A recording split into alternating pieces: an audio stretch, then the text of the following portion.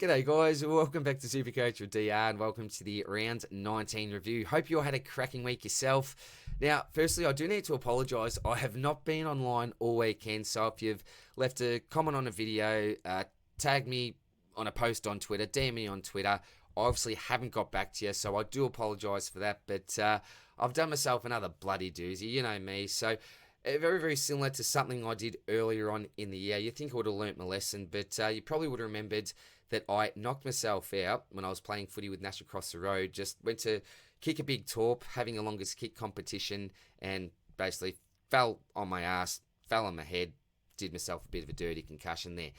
Fast forward to this week, I had the role of the water boy in the boys' football game. I've coached them for years and years, as you probably know, but this year I had a bit of a break, getting back into it next year, but just want to be a bit of a dad, just sit back, let someone else take over, give them a new voice for a while. So I was a water boy this weekend, so bloody pouring rain, oval was terrible, did not bring the footy boots. I promised myself next time I'm going to run on a wet oval, I'm going to wear the footy boots, but forgot to bring them, just had the runners on, and I reckon it was probably my third time on the ground. And look, kids need to be hydrated, so maybe a little bit keener than I should have been, particularly in the runners, but went to take off and bang, slipped over and absolutely bangs my head. And probably the worst thing was the embarrassment, stumbling to the sidelines, people around. It was just totally embarrassing, right? But look, I wasn't in a fantastic way. All good now, nothing too bad. Bit of a headache, all that sort of stuff that you get. But I just wasn't up for doing anything in the weekend, so I didn't watch much TV,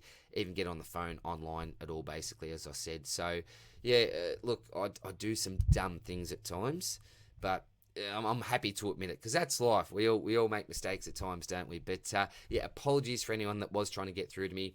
As soon as I get this out, I'll get back to all those messages. So thanks for everyone that has got on to me anyway. But back to SuperCoach, a pretty decent week, to be honest. 25.84. That was the top 3% round score, and I finally hit my goal of the year. I'm inside the top 5K. I didn't think I'd get there, and look, I'm certainly not proud about this rank. I'm not blowing me trumpet and singing and dancing about this, because it's not a fantastic rank, let's be honest. But from 92k in round 1 to inside the top 5k, I think it's a fair comeback. So I'm pretty proud of the fact that I have been able to come back a lot. But let's just say if that round 1 ranking was even 50k, then you're looking at a much, much better rank here. But look, you live and die by your own sword sometimes. Some of those starting picks, though, Sammy Flanders being one that's really standing out at the moment, that kills me. Why couldn't you do this earlier, Sammy? Probably because of your coach that's just been sacked. But pretty happy with that round score. Lots of blokes on my leagues, and lovely ladies as well. 2,700 plus scores. So, wow, a big week for some people. 9 out of 10 league wins. That is fantastic. I suppose the issue here at this time of the year with SuperCoach is when we're running out of trades, the interest dies down. This is the last week before SuperCoach finals. For many people, if they're not really in even league contention, their ranking's no good. What's the point of tuning in 20 videos? So the interest does really start to die down at this stage of the year. But me, I'll be in it till absolute the end of the year. So that's it for the intro, I think, guys. It's not going to be the best round review that you've ever witnessed. Not a heap going on, as I said, but I'll talk through maybe some potential trades. Pretty sure I'll just keep it this week. And probably more importantly, the captain and the vice captain, and how you may want to use your loops this week. So hope that you're well. Let's see how the team is actually looking.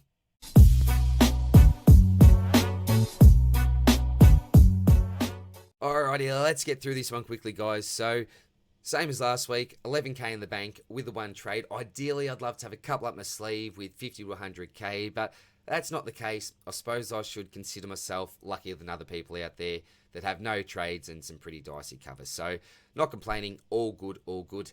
Let's start with the back line. So Nick Dacos with the 99. I was actually pretty impressed with this score, given the fact that he was tagged for the majority of the game. Did kick a nice goal late in a crucial stage of the match, which is always great for SuperCoach scaling. But I really was going into this week thinking, okay, we're going to see what his floor looks like. And if it's 99, brilliant.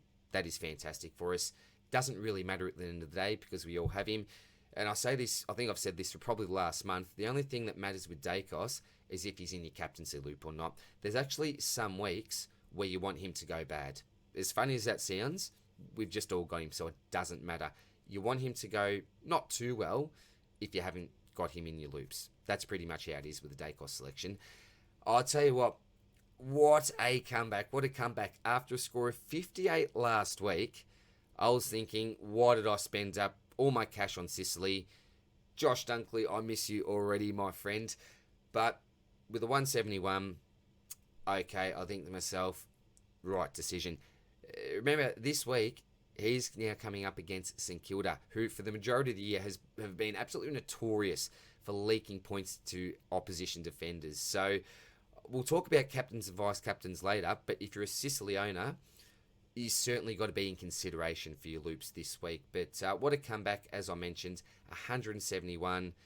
I can't give you much context to this game because I didn't actually watch it, but I wish that I had of. I will watch this at some stage during the week. I'll just sit down there with the popcorn and enjoy this great man's work. So, still a pod, not owned by a huge percentage of the top 1 to 5%. Really rapt to have him in my side. Tommy Stewart, talk about being rapt to have him in my side. 152 points. This bloke just always delivers. You know, we looked at him last week on the Stocky, third for 3-round averages for defenders, a 152 in the bank. Add that to his 2023 resume. What a super player he is. Fantastic. Even spent some time in the midfield. What a bizarre move from Chris Scott. And I'm not saying bizarre in a bad way. He switched things up and it seemed to work for a little while against us. And I tell you what, after my experience at the footy at the Melbourne Lions game last week, I was bloody nervous watching this game. My head was playing funny buggers on me anyway. So, look, I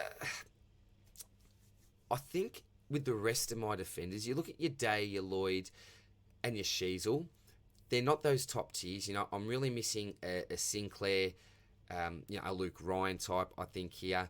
But at the end of the day, I think it's acceptable. It's not fantastic, but it's acceptable anyway. So, Will Day with a 90. He's been okay, hasn't he, for the last sort of 5 to 6 weeks? We were really worried about him. I know many coaches got rid of him around the same time as they got rid of Zeeble, like I did, and even the Sheasel types as well. But I think if you manage to hold on and keep the faith, he's rewarded you pretty well over the last period of time anyway. Sheasel with a 126. This is fantastic. With Zeeble as a sub, Hall not getting a game or injured. Don't know what's going on with him, but he's certainly not in the 22. It's just ideal for Sheasel. Really worried when Hall was in the side, getting those kickouts, 30 disposals. Zeeble's still down there as well. We thought there's just not enough room for this fella.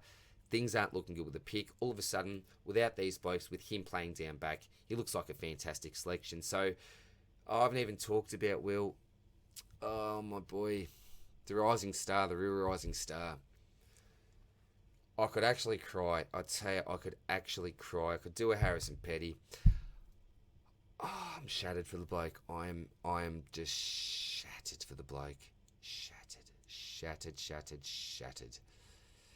I don't want to talk about it. I'm not going to talk about it, but Will, oh man, it hurts. It not just as a Lions supporter. I think for football supporters in general, this should bloody hurt because he's just a star, this fella. He's a young star. A really important part of our squad as well. Shattered for the young man. Let's get back to this though. Sheasel, good pick.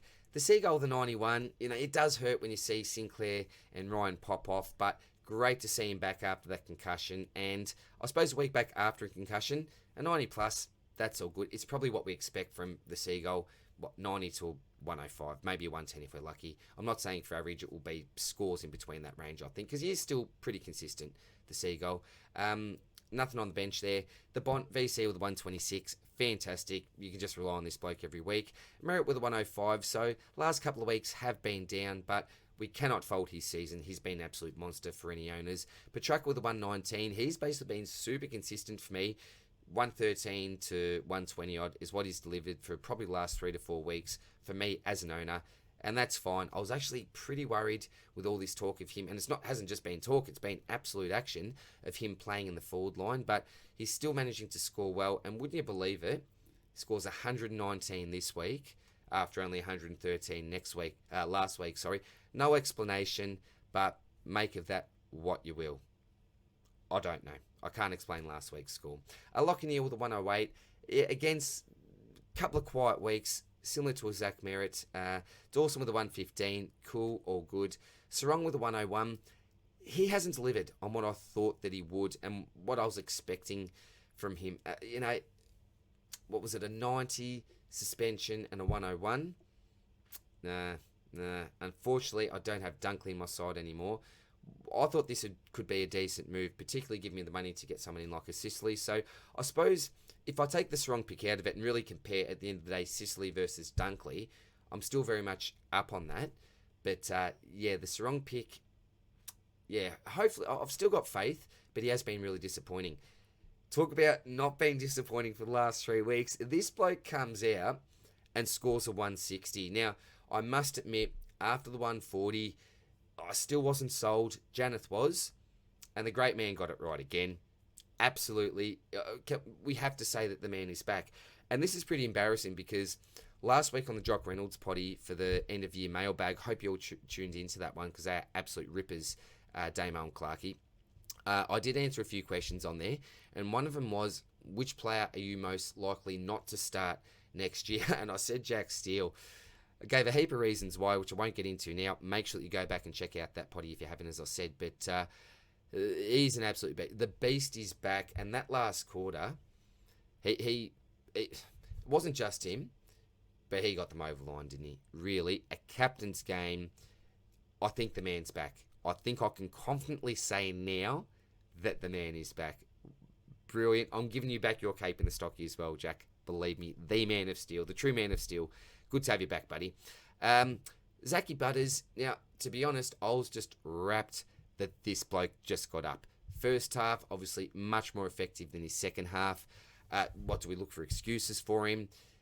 Was he really sore? He probably was going into the game. No doubt about that. There was no chance that the bloke was 100%. So the fact that he just got up and delivered us a triple figure score, we cannot complain. But I don't think he's one. Oh, it's funny. Like, he's the showdown sort of bloke, right? But do you really want him in your captaincy loop with that groin issue? Probably not. But I would not be surprised to see this bloke deliver a 140 plus in the showdown. So, great player. Love him. When I say I love him, I do love his style of play, but as an owner, it worries me. I've always said he's that kamikaze type player and only a little fella, but you just got to respect him for what he does. You know, really fun player to own because every time he gets a ball, he just takes the game on. You know, he's always just those little legs pumping. Super player. Love Zach Butters. Hope this bloke is back. I think it was some swelling around the AC joint. So, given the fact it's a showdown this week, and it's really like a grand final for Adelaide, they're probably... I'm not counting them completely out of the race yet, but I'll tell you what, they need to get up. They need to get up this week. So I assume that he will be back. Just jab him up. You've probably got to risk him. There's no point leaving him out for another 1 to 2 weeks. If you can get on the field with a jab, just do it, because season will be over if you don't win this week. Talk about impressive now. I did not think I'd be getting cover like this when I purchased Windy, and I didn't think I was purchasing a halfback role either. This is just amazing. I'm like sort of swapping around with Jack Sinclair, but Windy in career best form, 104, just phenomenal. I didn't actually use him this week, but one behind Merritt, a few points behind Neil, outscored Strong, outscored Butters. What a fantastic pick.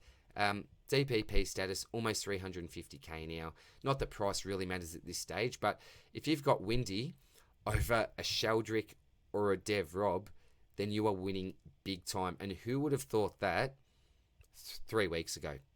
Things have just flipped on its head. Thank you very much, Marcus. Really great cover at the moment.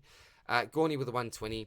Fantastic. He probably would have been my backup captaincy option this week. So was a little bit concerned looking at the scores, on the app. Quarter one, I think he had that great goal, but no possessions, just sort of cruising, but managed to get up, which is really good to a 120. Kizza, we're not seeing those triple figure scores, but keep in mind this was against Jared Witts. Really tough opposition. So given the fact that GWS are now absolutely in the hunt for finals, this bloke should keep on playing. I don't think they're in a position to give him a rest unless they really, really need to. I don't think that they'll look to bring in a Flynn and sort of stuff around with their system. It's been working lately, so I think they're just going to continue. He does look a little bit tired to me, as I mentioned last week, but still 90 plus. It's no disaster, is it?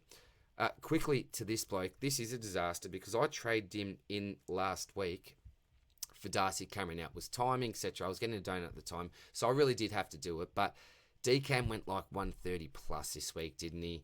His ruck cover, damn, it really hurts. And it also really would have given me the option as well.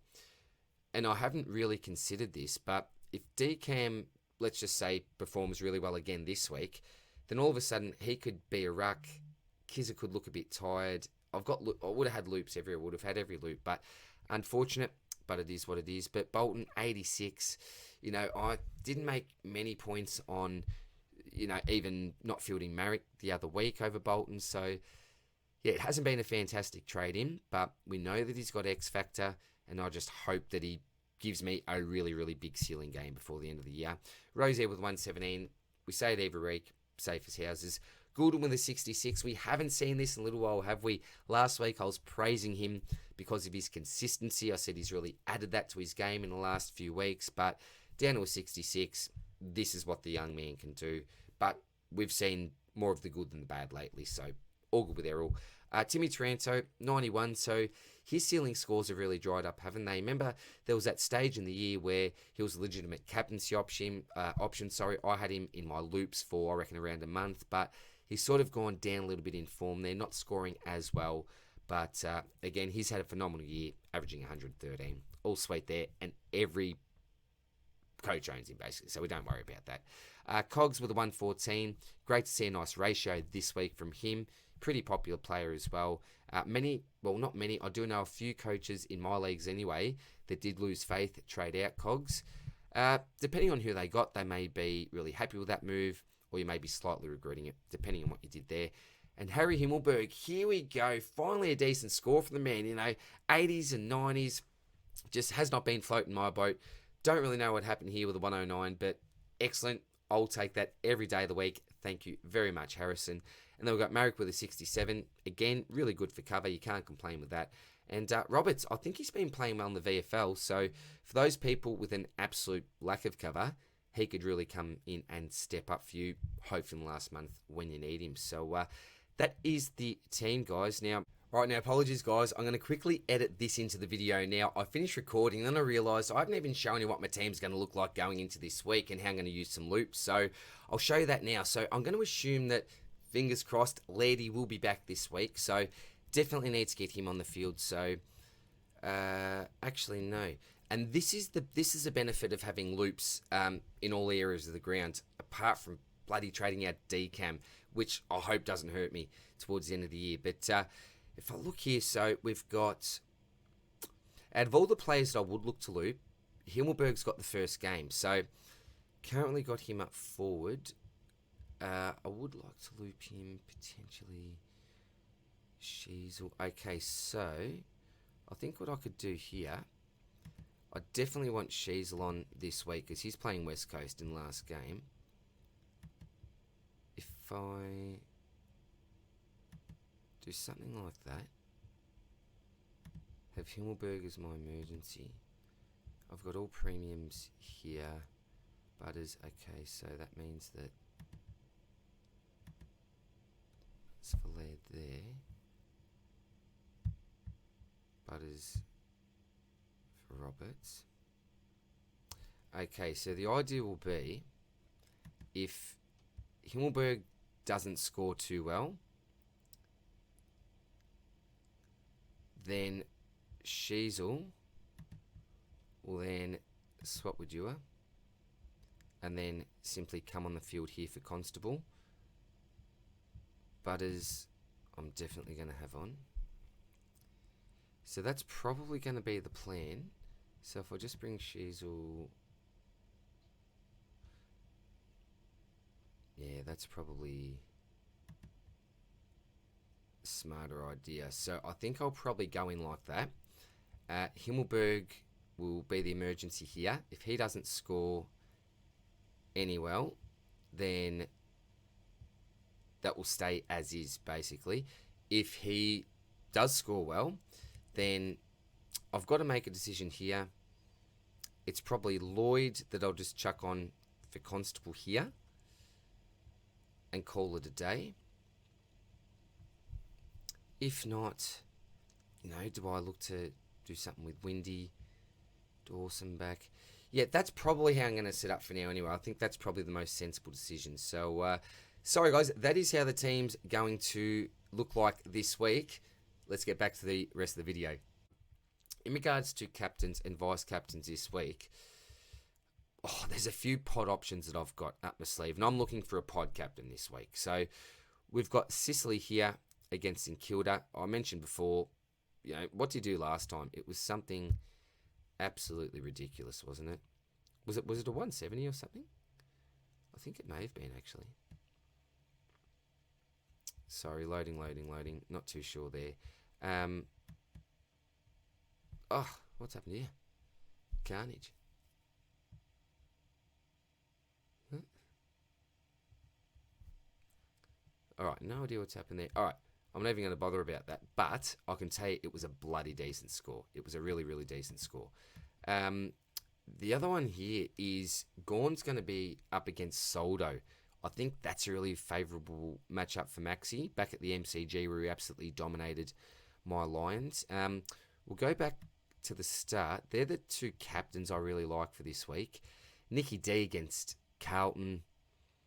Well, scored 99 last week when he was tagged, but he basically gives you a decent captaincy score each and every week. So he certainly could go there, just get it out of the way with on a Friday night.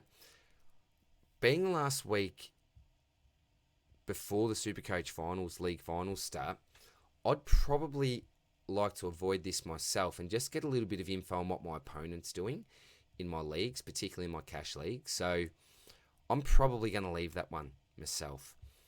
Geelong and Freo, well, I've got Sarong. He's not going to do much for me, I don't think. Nothing really there for me. Tommy Stewart. Tell you what, Tommy at GMHBA, he could actually be a shout. We've seen his ceiling last week with 152, and that is not even his top ceiling. He can go bigger than that. I'll have a look into that. Well, the Bont is a legitimate option every week. Playing the Giants, I think he scored really well against them earlier. I reckon it might have been a 160. I'm not going to try to get into these plays because for some reason it's not loading. So, geez, yeah, the Bont, definitely an option. Lockie Neal, probably skip him for this week. Josh Dunkley could always be an option if you've got him. Zeret against the Swans. Do they play Ryan Clark? Look to shut him down? Possibly. One to consider, probably not though. I'd rather a vice captain than a captain. I just don't really feel safe with Merritt. If you've got a Parker, that could be a real pod for you. You wouldn't go someone like a Lloyd. Mills, I probably wouldn't look at as a captain. Goulden. Well, after a 66, it's tough, isn't it? Look, would you go one of the Port boys? Look, either one of these fellas could really step up. Dawson, we all know what he did against Port Adelaide. He's the captain in a must-win game for him. He could really step up.